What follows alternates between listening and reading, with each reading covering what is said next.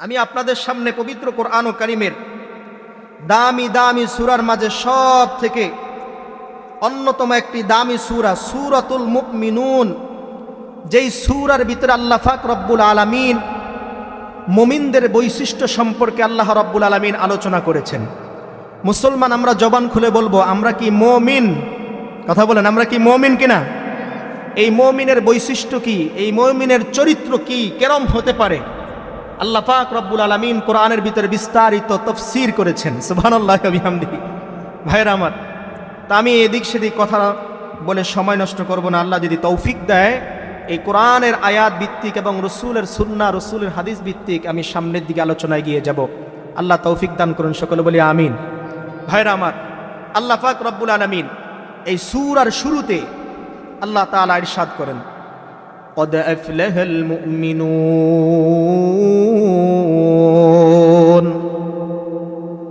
আল্লাহ পাক রব্বুল আলামিন বলেন, মুমিন মানুষগুলো সফল কামিয়াব হয়ে গেছে। সুবহানাল্লাহ বলেন,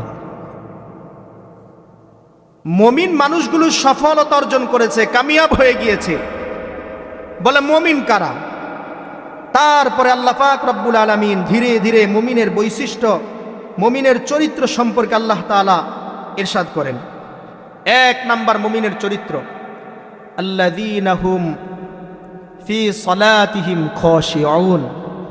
আল্লাহ রাব্বুল আলামিন বলেন, মুমিনদের এক নাম্বার চরিত্র হবে যে তারা নামাজের ভিতরে খুশু খুজু, নামাজের ভিতরে আদর, নামাজের ভিতরে ভদ্রতা, নামাজের ভিতরে নম্রতা, নামাজের ভিতরে শালীনতাই প্রমাণ করে সে ব্যক্তি মুমিন নাকি বেঈমান। ঠিক না ঠিক? ভাইরা আমার, আল্লাহ পাক রব্বুল আলামিন তারপরে কোরআন কারীমের ভিতরে ইরশাদ করেন, ওয়াল্লাযীনা হুম লিয-যাকাতি ফাঈলুন। আল্লাহ পাক রব্বুল আলামিন বলে, বান্দা যারা যাকাত আদায় করে, যারা সময় মতো যাকাতগুলো আদায় করে দেয়, হিসাব করে করে যাকাতগুলো পুরা করে দেয়, ও বান্দা আমার মুমিনদের ভিতরে তারাও একটা দল, যারা সময় হওয়ার সাথে সাথে নিজের সম্পদগুলোকে হিসাব করে করে আল্লাহর ফরজ বিধান, আল্লাহর হুকুম, যাকাতগুলো তারা পুরা করে দেয়। সুবহানাল্লাহ। তাহলে আমরা বুঝলাম এক নাম্বার মুমিনের বৈশিষ্ট্য হলো কি? আল্লাযীনা হুম ফি সলাতিহিম খাশিউন। আমরা এখানে যারা আছি, আমরা কি সবাই নামাজি নাকি বেনামাজি? সবাই নামাজি তো? মাশাআল্লাহ। এই নামাজ আমাদেরকে কতটুকু আদবওয়ালা বানাইলো? এই নামাজের ভিতরে আমরা কতটুকু ভদ্র হলাম? এই নামাজ যখন আমি আদায় করি, কতটুকু আমি আন্তরিকতার সাথে আদায় করি? আল্লাহ পাক রব্বুল আলামিন সেই কথাই স্পষ্ট ভাষায় উল্লেখ করে দিয়েছেন, আল্লাযীনা হুম ফি সলাতিহিম খাশিউন। ও পৃথিবীর মানুষেরা, ও মুসলমান ইমানদার আল্লাহর বান্দা, তুমি নামাজ পড়া মসজিদের মিনারা থেকে মুয়াজ্জিন আযান দিয়েছে আল্লাহু আকবার, আল্লাহু আকবার। ও মুসলমান, তুমি নামাজ পড়েছো, মসজিদে গিয়ে সিজদা করেছো, রুকু করেছো, তুমি নামাজের ভিতরে কিয়াম করেছো, তার মানে তুমি মুমিন নয়। তুমি কত বড় পাক্কা মুমিন সেটা তোমার নামাজের আদবেই প্রমাণ করবে। ঠিক না ঠিক? রাসূল কারীম সাল্লাল্লাহু আলাইহি ওয়াসাল্লাম বলেন, যেই মানুষ যত বড় মুমিন, যার ভিতরে যত বেশি আল্লাহর ভয়, যার ভিতরে যত বেশি জাহান্নামের ভয়, যার ভিতরে যত বেশি আল্লাহর জান্নাতের মোহাব্বত, জান্নাতের আশা, রাসূল বলেন তার নামাজ প্রমাণ করে দিবে কে কত বড় মুমিন। যার ভিতরে আল্লাহর জাহান্নামের ভয় যত বেশি, সেই ব্যক্তি নামাজের ভিতরে দাঁড়িয়ে দাঁড়িয়ে আল্লাহু আকবার বলে নিয়ত বেঁধে নামাজের ভিতরে দাঁড়ায়া দাঁড়ায়া চোখের পানিগুলো ছেড়ে দিয়ে আল্লাহর কাছে দোয়া করবে, মালিক জীবনে বহু গুনাহ করেছি গো আল্লাহ, এই নামাজের উসিলায় তুমি আমাকে মাফ করে দাও। আল্লাহ জীবনে বহু নামাজ কাজা করেছি, বহু নামাজ পড়তে পারি নাই গো মালিক, আজকে তুমি আমাকে মাফ করে দাও, নামাজের ভিতরে মাফ করে দাও। বান্দা যখন আল্লাহর জাহান্নামকে ভয় করবে, বান্দা যখন আল্লাহ তাআলার জান্নাতের আশা করবে, বান্দা যখন আল্লাহকে ভয় করবে, আমি আমার রবের সামনে দাঁড়াইছি, আমাকে নামাজের ভিতরে ব্যবসার চিন্তা করতে হবে না, আমাকে নামাজের ভিতরে পরিবারের চিন্তা করা যাবে না, আমাকে নামাজের ভিতরে নিজের কৃষি চাষাবাদের চিন্তা করা যাবে না, আমাকে নামাজের ভিতরে নিজের আগামী ভবিষ্যৎ কোথায় গিয়ে দাঁড়াবে, রাজনৈতিক ভবিষ্যৎ কোন প্রেক্ষাপটে গিয়ে দাঁড়াবে, দেশের পরিস্থিতি কি হবে না হবে, ভালো হবে কি মন্দ হবে, বান্দা যদি আল্লাহকে ভয় করে, বান্দা নামাজের ভিতরে ওই বান্দা সংসারে চিন্তা করবে না। বান্দা যদি আল্লাহকে ভয় করে, বান্দা নামাজে দাঁড়ায়া দাঁড়ায়া ভাববে, মালিক আল্লাহ, তোমার জান্নাত না জানি কত সুন্দর, ও মালিক তোমার জাহান্নাম না জানি কত ভয়ঙ্কর। এই চিন্তা করতে থাকবে বান্দা। আল্লাহ বলে, বান্দা যখন এরকম চিন্তা করে করে করে করে বান্দা যখন সিজদা যাবে, রসুল বলেন ওই সময় বান্দা সরাসরি আল্লাহর সাথে, আমি নবী যখন সাক্ষাৎ করেছিলাম মেরাজে, বলে আমার সাথে আল্লাহর দূরত্ব কত দূর ছিল, বলে তার থেকেও বেশি আমার বান্দা এবং আমার আল্লাহর সম্পর্ক গভীর হয়ে যায়।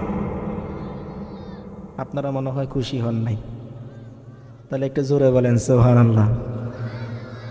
বাসা থেকে ভাবিরা না খেয়ে দিছে, একটু জোরে বলেন সুবহানাল্লাহ।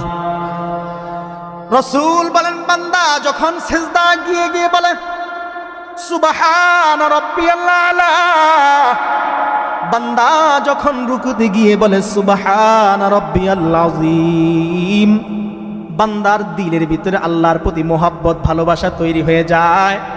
বান্দা সংসারের কথা ভুলে যায়, বান্দা স্ত্রীর কথা ভুলে যায়, বান্দা ব্যবসার কথা ভুলে যায়, বান্দা রাজনীতির কথা ভুলে যায়, বান্দা সিজদা গিয়ে মালিকের সাথে প্রেমের সম্পর্ক এত গভীর করে তোলে।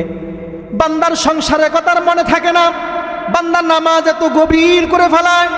কারো নামাজ 2 রাকাত নামাজ 2 মিনিটে শেষ হয়ে যায়, কারো 2 রাকাত নামাজ 5 মিনিটও শেষ হয় না, কারো 2 রাকাত নামাজ 10 মিনিটও শেষ হয় না, কারো 2 রাকাত নামাজ 1 ঘন্টাও শেষ হয় না। বলে কেন হলো? কারো নামাজ 2 রাকাত 2 মিনিটে শেষ হয়ে গেল, কারণ কি? আবার কারোটা 1 ঘন্টাও শেষ হলো না, কারণ কি? বলে যেই বান্দার সাথে আল্লাহর সম্পর্ক যত গভীর, যে বান্দার সাথে আল্লাহর সম্পর্ক যত মধুর, সেই বান্দা নামাজের ভিতরে তত লং টাইম সময় ব্যয় করে দেয়, ঠিক না ঠিক? এই জন্য রাসূল করিম সাল্লাল্লাহু আলাইহি ওয়াসাল্লাম বলেন, ও আমার উম্মাহ, আল্লাহ পাক রব্বুল আলামিন কারো নামাজের একটা সিজদার বিনিময়ে কাউকে 10টা নেকি দিবে। কয়টা? কথা বলে না কয়টা? কাউকে 10টা নেকি দিবে। আবার আমার আল্লাহ পাক রব্বুল আলামিন কাউকে একটা সিজদার বিনিময়ে 100 নেকি দিবে। আমার আল্লাহ আবার কাউকে একটা সিজদার বিনিময় 1000 নেকি দিবে।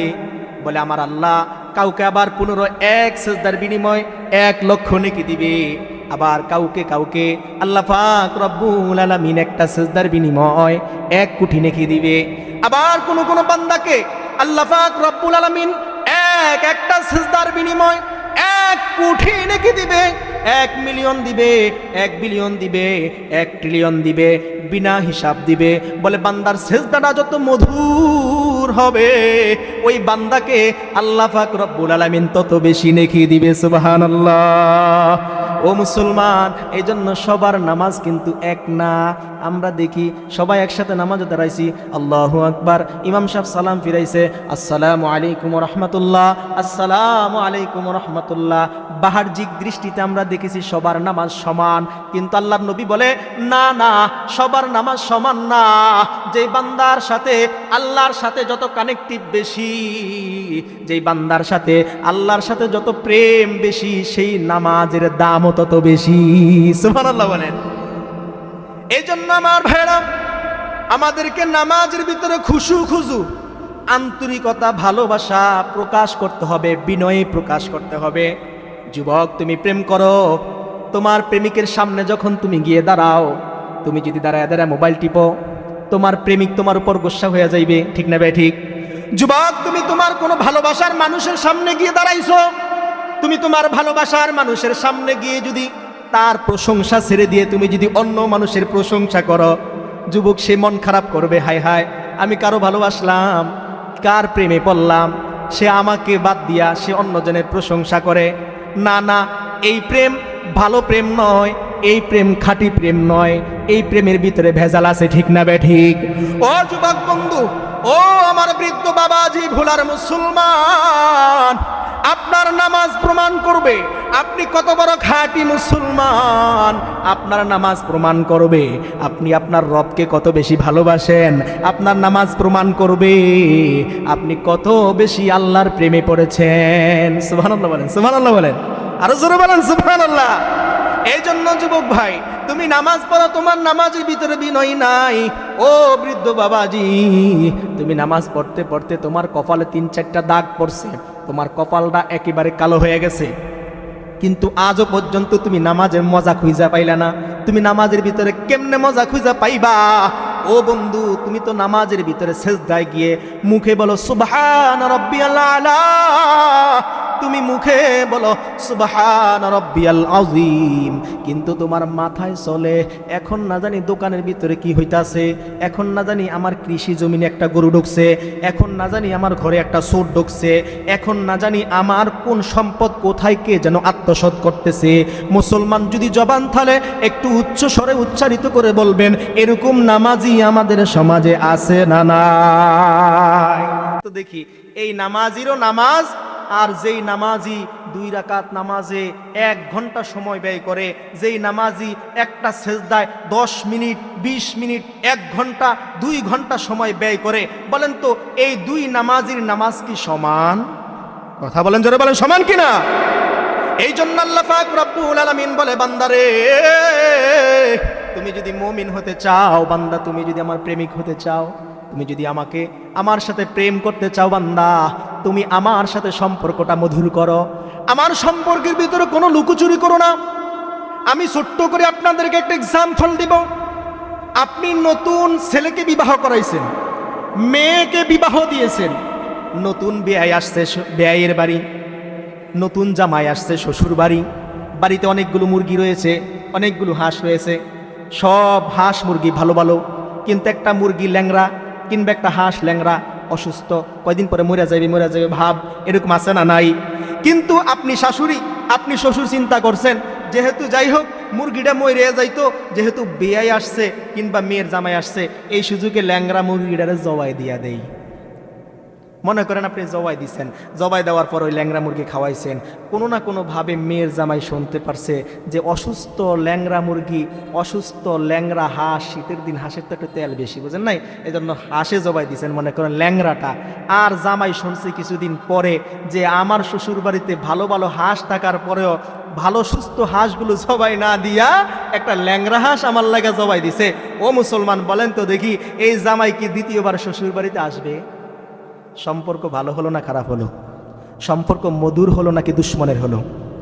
এই জন্য একটা ল্যাংরা হাঁস যদি জামাইকে খাওয়ানোর পর জামাই যদি আপনার উপর অসন্তুষ্ট হয়ে যায়, আপনার নতুন বিয়াইকে খাওয়াইছেন একটা ল্যাংরা হাঁস, ওই ল্যাংরা হাঁস খাওয়ানোর কারণে নতুন বিয়াই আপনার উপর অসন্তুষ্ট, হায় হায় কেমন বিয়াইলা করলাম, কেমন বিয়াইয়ের বাড়িতে গেলাম, হাজার হাজার টাকার মার্কেটিং করে নিয়ে গেলাম, বাজারের সব থেকে দামি মিষ্টি ক্রয় করে গিয়ে এলাম, কিন্তু আমার বিয়াই নাকি আমার জন্য ল্যাংরা হাঁস জবাই দিছে। হায় হায় মুসলমান, আপনাদেরকে বোঝানোর জন্য বলছি।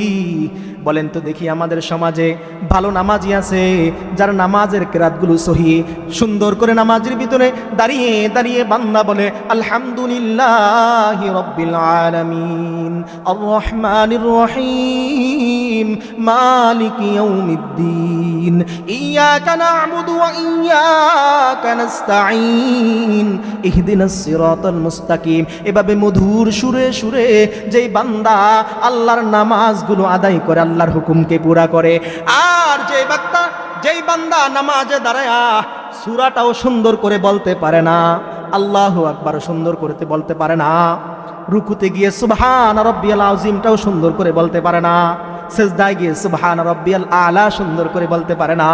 ও মুসলমান, একটু জবান থাকলে উচ্চ স্বরে বলবেন, এই 2 নামাজির নামাজ কি কখনো সমান? কেন সমান না? কেন সমান না? ওই যে নামাজি একবারে নামাজটাকে সুন্দরভাবে সহি তেলাওয়াত, সহি তাসবিহ, সহি তাসবিদ, সহি রুকু, সহি সিজদা, সহি তাশাহুদ সব সহি হলো। বলেন তো ওই নামাজিওয়ালা আল্লাহর কাছে কত নেকি পাইলো? আর যেই নামাজি শুধু আল্লাহু আকবার বলছে, সূরা ফাতিহাটাও সহি করে পারে না, সূরা কেরাত মিলাইতেও পারে নাই, রুকুতে কিভাবে যাবে সেটাও জানে না, রুকুতে গিয়ে কি বলবে সেটাও জানে না, সেজদায় কিভাবে যাবে সেটাও জানে না, সেজদায় গিয়ে কি বলবে সেটাও জানে না, আপনার এই ল্যাংরা নামাজ আল্লাহর কাছে মূল্যহীন। ঠিক না বেঠি? মুসলমান জবান খুলে বলেন, এই ল্যাংরা নামাজ কি আল্লাহর কাছে চলবে? না না, আল্লাহর কাছে চলবে না। আল্লাহর কাছে চলবে কোন নামাজ? সুস্থ নামাজ, যেই নামাজ আল্লাহর সাথে আপনার সম্পর্ক গভীর করে দিবে। সুবহানাল্লাহ বলে। তারা কি কষ্ট পাইছেন? কষ্ট পাইছেন? কষ্ট পাইলে কিছু করার নাই। আমি কারো ছেলে, কারো ভাই, কারো বন্ধু, কারণ আমি আপনাদের সমাজেরই সন্তান, আপনাদের এলাকারই সন্তান, আপনাদের এলাকায় বড় হয়েছি। এজন্য কারো ভাই হিসাবে কষ্ট দিব, কারো বন্ধু হিসাবে কষ্ট দিব, কারো ছেলে হিসাবে কষ্ট দিব, সবাই মেনে নিতে হবে, কারণ এটা আমি আপনাদের কাছ থেকে অধিকার হিসাবে আবদার করে নিলাম। সবাই বলে সুবহানাল্লাহ বলেন।